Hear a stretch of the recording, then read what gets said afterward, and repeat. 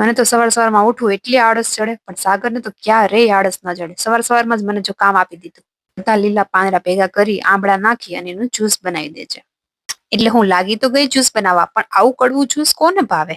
મને તો જરાય ન ભાવે. સાગરને ભાવે તો એના માટે બનાવ્યું અને એને પેલા જ્યુસ આપ્યું.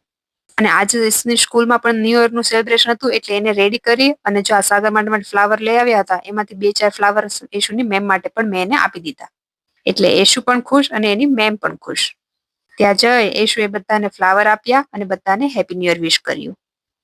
પછી ત્યાંથી આવી અને હું લાગી ગઈ રસોઈ બનાવવા માટે. ત્યાં જ બેલ વાગ્યો. સાગરે જોયું તો એક પાર્સલ આવ્યું હતું. મેં કીધું શું છે, મને બતાવો તો ખરા, તો બતાવતા જ નહોતા. પેલા તો આવું પેકિંગ જોઈને મને તો એમ જ થયું કે બોતલ તો નથી મંગાવી ને. તો સાગર કે શું કામ મારા જેવા ભોળા માણસને બદનામ કરે છે. તો સાગરે હની મંગાવ્યું હતું અને પછી જો હું ભજીયા બનાવવા લાગી ગઈ છું, ગરમા ગરમ ભજીયા સાગરને આપી દીધા અને એ ચાલુ કરી દીધા. એ પછી તો જમી અને યશુને લઈને આવી અને એને સુવડાવી દીધી. અને મારે એક રીલ શૂટ કરવાની હતી, તો એ શૂટ કરવા માટે અમે રોડ ઉપર ગયા. ઘણા ટાઈમથી બાઇક ઉપર મારે વિડીયો બનાવવો હતો, પણ ટાઈમ જ નહોતો મળતો. તો આજે ફ્રી હતી તો મેં કીધું આજે તો પાક્કું બનાવી જ લઉં. અને એ પછી સાંજે તો અમે પિઝા પાર્ટી કરી દીધી. કેમ કે સાગરને નાઈટ ડ્યુટી હતી, તો એ તો જતા રહ્યા હતા. તો પછી મેં કીધું હું એકલી જ છું, તો મારી ફ્રેન્ડ્સને બોલાવી લઉં. એટલે પછી અમે બધાએ પિઝા અને મોમોઝની પાર્ટી કરી. અને પછી મળીએ નેક્સ્ટ વિડીયોમાં. તમને મારા વિડીયો પસંદ આવે તો લાઈક, શેર અને સબસ્ક્રાઈબ કરજો.